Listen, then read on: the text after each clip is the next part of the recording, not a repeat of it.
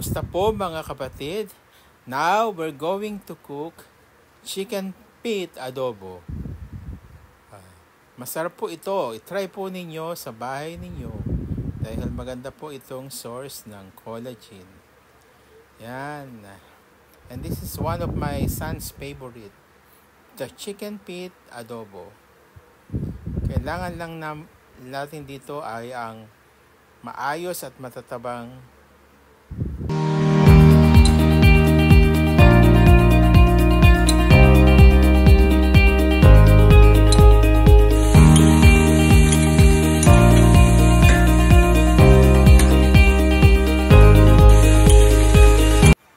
Yan na po ang ating chicken feet.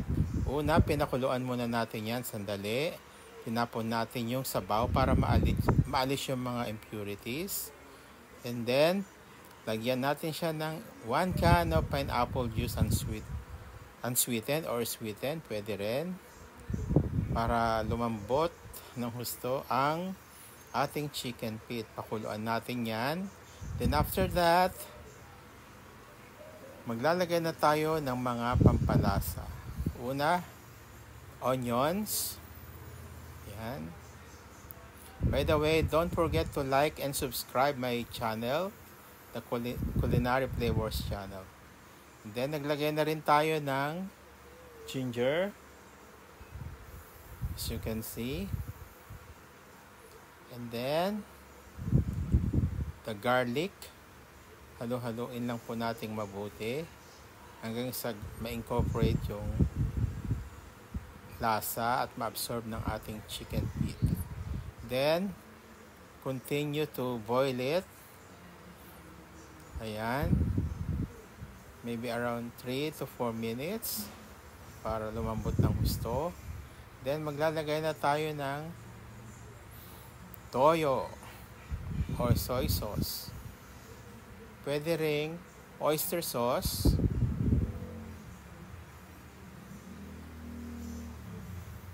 Pareho lang yon. Pero I'll prepare soy sauce for now. For the chicken feet. Ayan, as you can see. Tansyahin na lang natin kung okay na. Kasi ang soy sauce kasi medyo maalat din. So, huwag tayong masyadong maglagay ng maalat kasi bad for our kidney. And then naglagay na rin tayo ng bay leaf. Yeah, bay leaves, ground pepper para mas malasa ang ating chicken feet adobo. Naglagay na rin tayo dyan ng rosemary. Yan, dried rosemary leaves. This is one of my favorite herbs. Yan po. And let it boil. Continue boiling it. Yeah.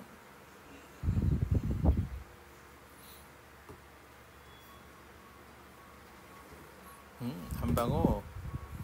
Amoy na amoy ko na yung soy sauce.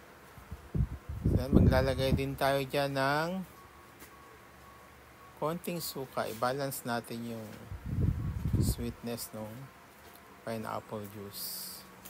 Konting-konti lang po. Takpan natin hanggang sa maluto. Ayan, nagdagdag ako ng soy sauce. Ayan. Ito po ay very affordable. I think it's only 100 or 120 per kilo sa market. This is a source of protein and this is our chicken feet adobo. So yummy and tasty. Thank you so much.